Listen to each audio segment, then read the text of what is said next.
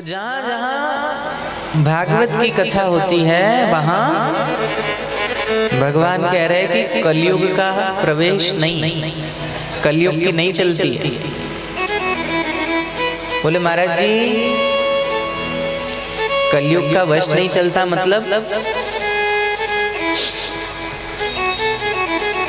कलयुग बुद्धि में हावी नहीं होता। बोले लेकिन कलयुग बुद्धि में हावी क्यों होता है और कैसे हो जाता है?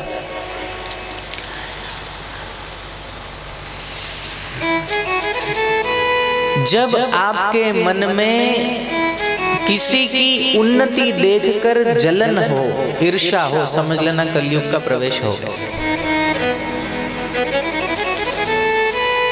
किसी की उन्नति देखकर पेट में दर्द होने लगे तो समझना कलयुग ने बुद्धि में प्रवेश कर लिया।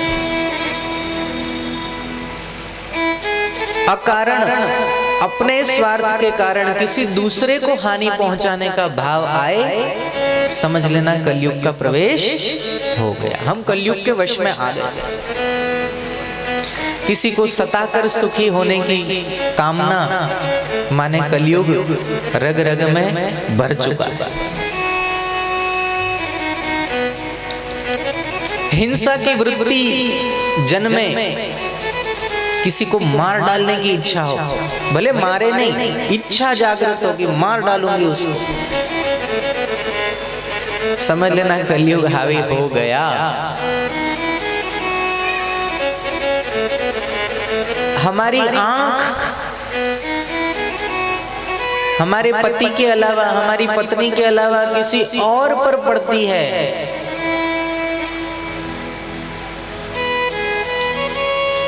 बुरी कामना से, बुरी भावना से, समझ लेना कलयुग बुद्धि में प्रवेश कर गया।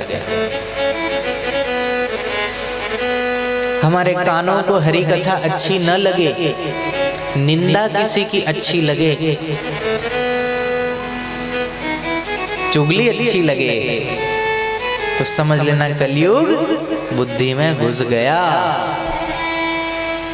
तो क्या करें ये कलयुग को बुद्धि से निकालने के लिए?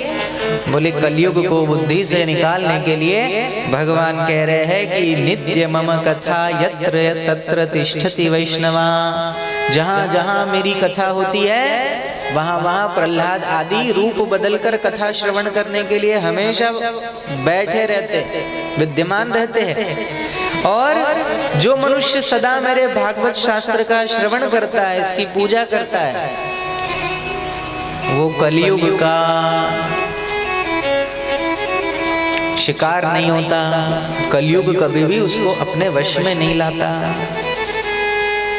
इसलिए प्रयत्न पूर्वक हमें भगवत कथा का श्रवण करना चाहिए। आगे भगवान कहते हैं यत्र यत्र चतुर्वक्त्र,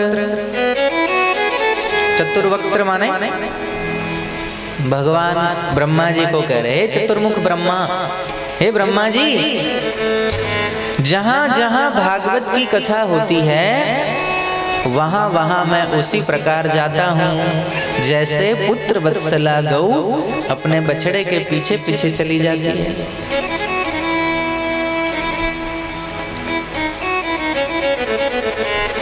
प्रीति हो हमारी इस शास्त्र में, इसको सुनने की लालसा। घर के कामकाज बाद में, लेकिन हम पहले कथा सुनेंगे, क्योंकि ये कथा जो श्रवण करते हैं उसको भगवान के पीछे दौड़ने की जरूरत नहीं है। भगवान स्वयं कह रहे ब्रह्मा जी कि जहाँ जहाँ कथा होती है वहाँ वहाँ मैं वैसे ही चला जाता हूँ जैसे अपने बछड़े के प्रेम में जहाँ जहाँ बछड़ा जाता है गौ माता पीछे पीछे चली जाती है। कितना सरल साधन है ईश्वर प्राप्ति का। इसमें प्रेम हो जाए, इसमें प्रीति हो जाए।